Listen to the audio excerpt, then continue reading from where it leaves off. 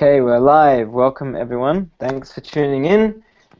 We have Preet down here, over here. Hello. From iTechnoblog. Welcome, Preet.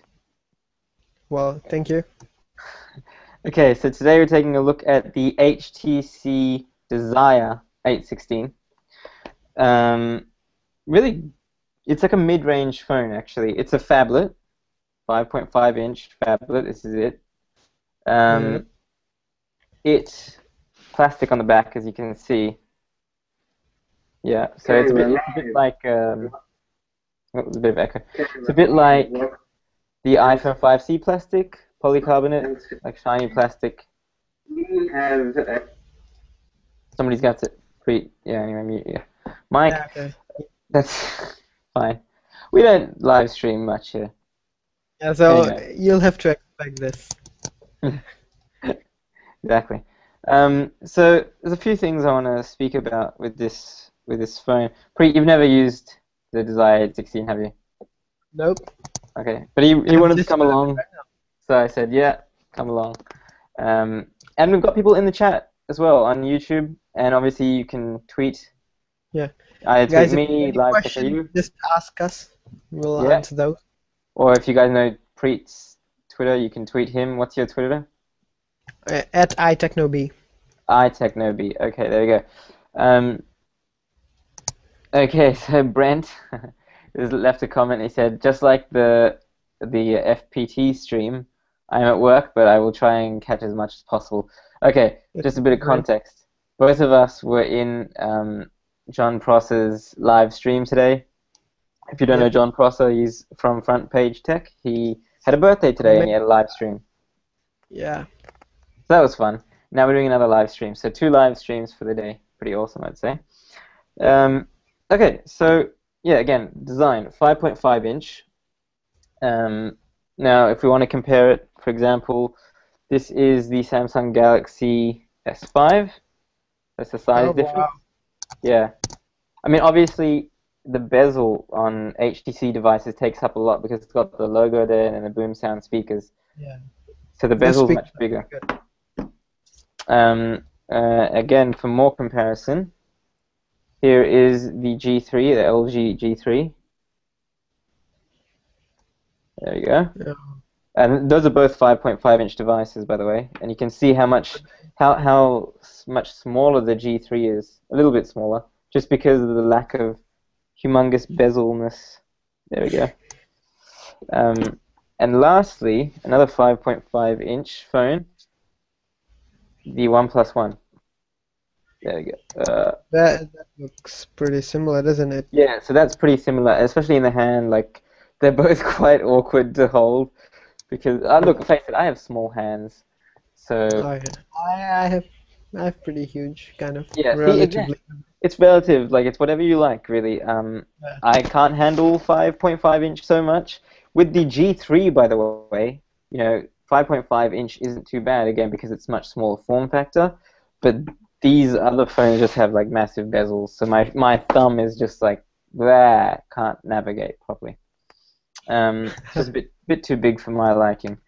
But again, disclaimer, haven't used the OnePlus One yet. But we do have a review on there from Brian Sweet in America. He did a review on our behalf, so you can check that out. Anyway, Sahil in the comments says that he tried the phone yesterday. I assume you're talking about the Desire 816. Yeah, it could have been. Let us know what you think, Sahil. Anyway, so back to the thing. Yeah, design, pretty straightforward. Plasticky, boom sound speakers, that's it. Alright, next. Now, this is a mid-range phone. Full disclosure, this is a mid-range phone, so it's not meant to be a flagship or anything. Obviously, HTC's flagship is the HTC One. Yep. Which is like one of the best phones, in my opinion, for 2014 at the moment. And it does bring some cues from the HTC One. Obviously, you've got the boom sound speakers. I'll speak more about that soon.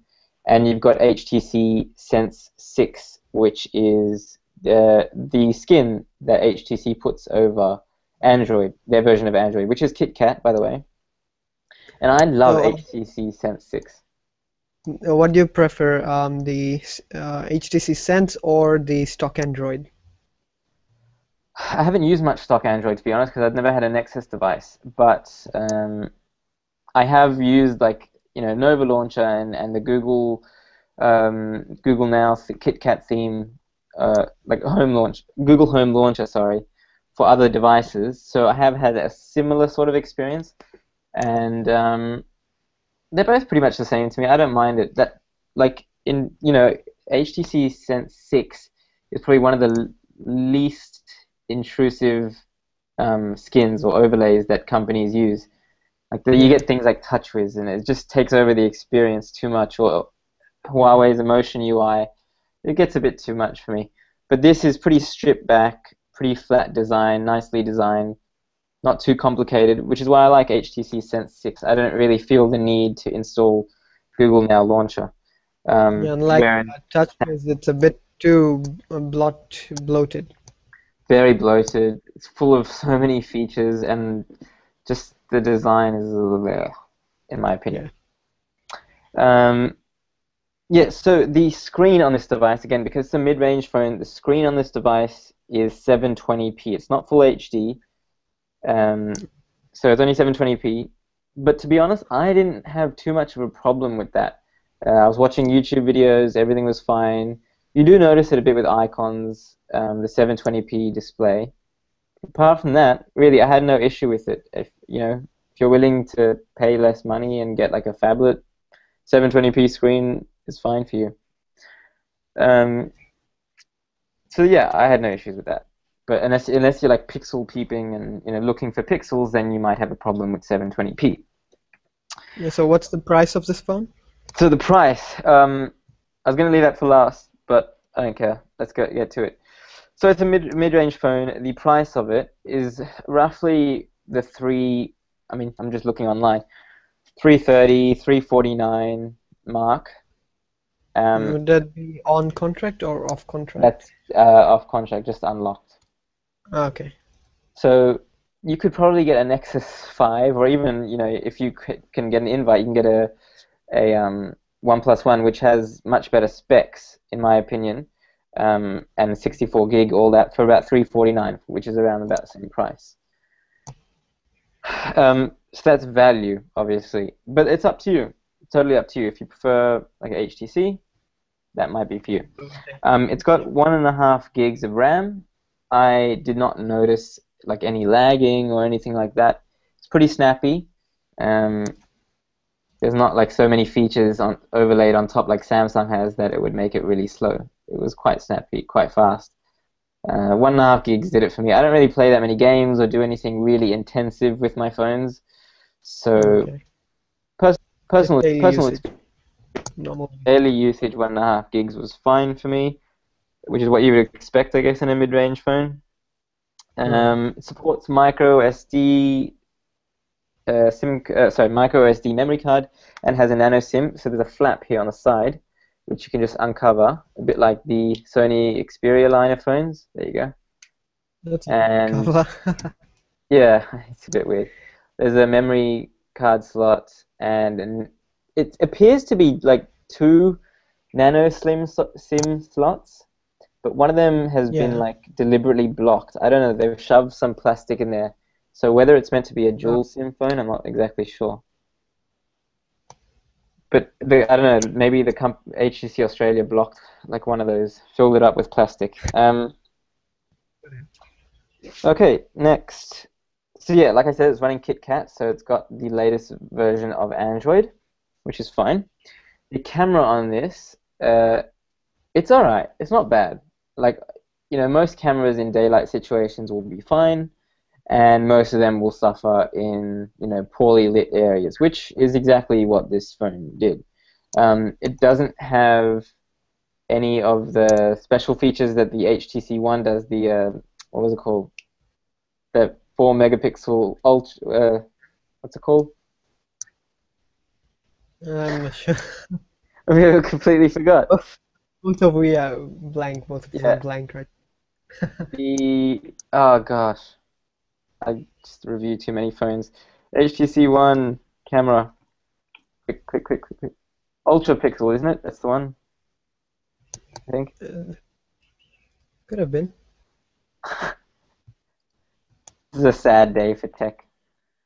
Yeah, ultra pixel. I was right. It was ultra pixel. Okay, it doesn't have any of the ultra pixel technology, but the camera. Sorry, I'm just reading the specs off the back here in case I forget for the box.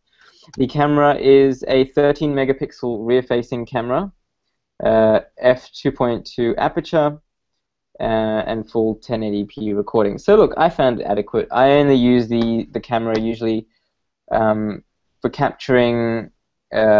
Stuff for Instagram, stuff for Facebook, nothing too major. I don't really care about, how big how many megapixels it's got. It got the job done, basically, is what I'm trying to say in a nutshell. Once the job done, it's good. Exactly. So that's the camera. Again, it's a mid-range phone, so there is no NFC connectivity, but obviously it has Bluetooth, Wi-Fi, all that sort of stuff. So if you're a big NFC guy, this phone will not be for you. Yeah, so Sahil Tiwari writes that the Indian variant of this phone has dual SIM enabled, so it's a guess that the Australia blocked that. Yeah, so this must be like an Asia Pacific phone, region phone, whatever. So yeah, they've blocked this middle one here with, I don't know, it looks like they've permanently shoved, I don't know, like another SIM card or a piece of plastic in there. It's a bit weird. I don't know. Anyway, so there you go. Thank you, Sahil, for telling me that, letting me know. This kind of bugs me. It's got the mini USB connector there on the bottom right. I don't know. I just prefer it in the middle. It's just weird to me. I don't know. The power button is on the left side, which is obviously, I think, reverse for you guys watching, isn't it? Yeah, if you turn this on the way. Left side here. There you go. On the left side, for me it is anyway. Which really bugs me because I'm used to like Samsung devices and all the other devices mainly, which have it either on the top, that's kind of an iPhone thing, or on the right-hand side, which is pretty much the rest of Android. So that bugs me, but you get used to it pretty quickly. Right. And so it all boils down to value, really, at the end of it, whether what you prefer. I mean, like I said, you can get if you really want a 5.5-inch phablet with like really top specs, you could wait and get the OnePlus One when it comes out, because they are around about the same price point. Right. And then there's obviously this, which has got the same price point, but obviously, the specs aren't as good. Now, granted, I have not had my own experience with the HTC One yet. Keep that in mind. I know we have a review on the channel, but I personally have not tried it. That was my friend in the US who has reviewed it on our behalf. So it's up to you, really. Obviously one other thing, the boom sound speakers. Of course, like all HTC devices have it. I love boom sound. I wish all the phones in the world had boom sound. It's just so good. So is the boom sound in this phone like exactly similar to HTC's premium smartphones, or is it a bit downgraded? It's hard to tell. I mean, I don't have the HTC One M8 with me right now, but both of them are miles ahead of any other phone which has like the speakers on the bottom or at the back, any of that stuff. They're miles ahead. Even though this is a mid-range phone, like if you're into sound, this will probably be much better. Getting an HTC phone with boom sound, or the speakers at the front. Obviously, you don't get any of that duo focus that you get in the HTC One M8. Again, it's not the flagship. I actually like the duo focus. A lot of people didn't really care for it. Okay, so let's just show them some of the competing phones. So there'll be HTC Desire 610, HTC One M8, the Samsung Galaxy Grand 2, HTC One, the Sony Xperia T2 Ultra, Google Nexus 5 surprisingly, and the Motorola Moto X. Well, the Nexus 5, I guess, would be maybe because it came out a while ago, so they're kind of on par. I don't know what the exact specs are for the Nexus 5, but I heard it's still pretty good even today. Yeah, it's pretty good. I've used it. It's really nice. Well, there you go. I'm just looking at the comments. as much, sorry, Brent says, as much as I like HTC, they do tend to swap sides. I had the One XL, which was on the left. Oh, you're talking about the power button placement. Okay. So he said I had the One XL, which was on the left, the One was on the right, and the M8 was back on the right. Yeah, was it on the right or was it on the top? I don't remember. I think it was on the top, wasn't it? No, was it? Or it's on the One side. M8 side? Okay. And then you get like weird like Windows phones which have it like in the middle, just there. I don't know. It's odd. Things are weird. But yeah, they do seem to swap sides. I don't know why. There must be some weird thing. They should stick to probably one side. Yeah, exactly. And they've got like these sort of metallic looking buttons, but they're plastic. The whole thing's plastic. But look, it's a good phone overall. But if I had to pick, obviously, I think for the same price, you can get the OnePlus One, and you probably get much more customization, and there's so many more things with it that you get. But again, I have not used the OnePlus One. I have to say that in case like someone says, "Hey, you haven't used it." That's pretty much it. Those are my thoughts on the Desire 816. I recommend it. But again, there are other choices, so it boils down to really what you want. I can only present you with the facts, what I've had with it. I've used it for about a month, so it's been pretty good. I've loved it. Just a bit too big for me. Any final words, Preet? Or Nope. anyone in the comments? No? Pretty much it. I don't think we got anything on Twitter. This is in the middle of the day, so people with actual jobs are working. And I'm just sitting in front of a webcam, like, reviewing phones. Hey! Yeah. Battery life. Sahil wants to know about battery life on this phone. Pretty good. I got about a day's worth. I mean, I'm not a heavy user, so it's going to vary, obviously, for everyone. But I definitely got like a day's worth of battery. Let's see doesn't say what the battery life, so what the actual battery is. But a quick Google search will tell me what the battery is. GSM Arena always has good specs. I always go to them. I think I'm guessing it would be. Oh no, I'm in the wrong website. By the way, this does come in like multiple colors. I think it comes in green and black, and there was a red. What I'm did not they sure. think of when they made it green? I don't know. I just saw a picture now, like different colors. A green phone. Wow. Yeah, so the battery life. Okay, first of all, it's non-removable. 2,600 milliamps. Which, look, I had no problem with it. I had full battery every day. I didn't find myself running out of battery. But again, like I said, I don't really do like heavy stuff. Yeah, it was fine for me. That's pretty much it. Yeah, it's got LTE, obviously, 3G. Right. If you guys want to buy that phone, it'll be in the description down below, the link for that. So make sure to check that out. Yep, I will put a link in the description where you can get the phone. I think that's it. Yeah, we didn't get anything on Twitter, so that's it. Sad face. Yeah. All right. Hey guys, thank you for watching. I think that's it. How long have we been on? 18 minutes. All right, that's pretty fair for a live review, I think. That's decent, right? All right, cool. Anyway, thanks again to Preet for joining me. Really awesome. Thank you. I appreciate it. And all the people in the chat. We've got Brent, Sahil, I think that was it. That's it. Yeah, nobody else watching. Yeah, Brent, one last question. Heating issues. There was no heating issues at all. I had no problems. So that's pretty much it. Thanks, guys, for watching. And thumbs up to this video. Subscribe if you haven't. Feel free to subscribe because we do tons of videos. And may even do more live unboxings or reviews or anything like that. If you guys let me know in the comments below. And you can also subscribe to our email list because the YouTube sub box is broken sometimes. And I will notify you whenever I release a new video. So check the link in the description to sign up. to our email list. Okay, until next time, I'll see you guys later. Bye.